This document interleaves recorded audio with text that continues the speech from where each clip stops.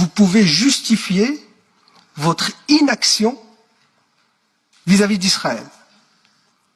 Il n'y a pas de justification raisonnable ou acceptable.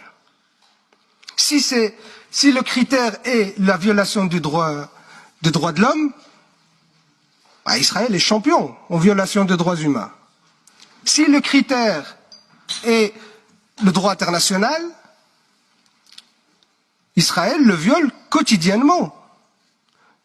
Et vous avez parlé de l'accord du gouvernement, vous nous dites que s'il y a une politique d'annexion, de ci, de ça, mais elle est déjà en place, cette politique.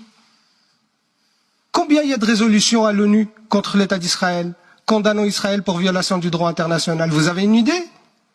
Il y en a plus de 70 résolutions qui condamnent Israël. Il vous faut combien? 80? 90? 70, c'est pas assez?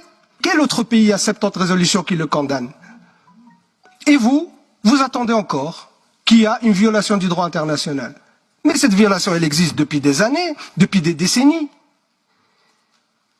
La seule justification à votre réponse et à votre inaction, qui est honteuse pour votre gouvernement, c'est que vous n'osez pas attaquer Israël. Vous avez peur des Israéliens, vous avez peur des Américains qui sont l'allié inconditionnel d'Israël et qui imposent leur vision du monde, et vous ne faites que suivre cette vision du monde. Parce que si c'est les valeurs que vous défendez à tour de bras et partout, dans tous les plateaux télé, si c'est ces valeurs-là qui vous animent, mais ces valeurs-là n'existent plus pour les Palestiniens. Ils sont violés au quotidien. Et vous ne bougez pas le petit doigt. Ça, c'est la réalité. Cette hypocrisie est inacceptable. Elle est honteuse. Et je ne comprends pas comment votre gouvernement peut la justifier. Assassiner des journalistes, c'est déjà fait. Déplacer des populations, c'est fait. Détruire des maisons, c'est fait. Bombarder, tuer des enfants, des femmes, c'est fait. Qu'est-ce qu'il vous faut de plus? Et vous ne ferez rien. Même si Israël fait exactement ce que vous prévoyez dans votre accord de gouvernement, ça veut dire une nouvelle annexion ou une nouvelle violation du droit international, vous ne ferez rien. Parce que ce n'est pas vous qui décidez de votre politique étrangère. Ou bien, votre hypocrisie est sans nom. Et ça, monsieur le Premier ministre, les gens ne peuvent pas l'accepter. Comment vous pouvez justifier? Il n'y avait pas, dans votre accord de gouvernement, des sanctions prévues pour la Russie. Mais quand la Russie a violé le droit international, vous avez pris des décisions. Pourquoi vous ne le faites pas pour Israël? Quand ils ont tué la journaliste,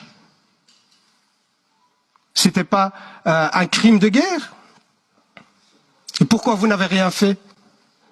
Quand ils menacent d'expulser des gens de leur maison, pourquoi vous ne faites rien? Quand ils détruisent des installations qui sont construites par des aides belges, par des ONG belges, vous ne dites rien. Vous vous taisez dans toutes les langues. Et ça, monsieur le Premier ministre, c'est insupportable. C'est inacceptable. Vous n'avez aucune justification pour cette politique hypocrite de 2 poids 2 mesures. Alors, monsieur le Premier ministre, dites-moi, parce que vous dites que vous avez réagi, quelles sanctions ont été prises contre Israël? Le Premier a déjà répondu.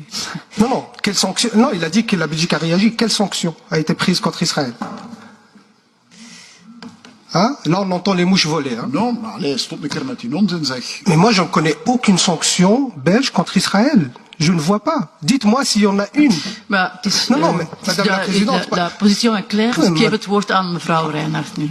Non, madame, je termine mon intervention. J'ai été coupé par le... Vous avez fini et monsieur... Non, j'ai pas fini. Mais je termine juste mon intervention.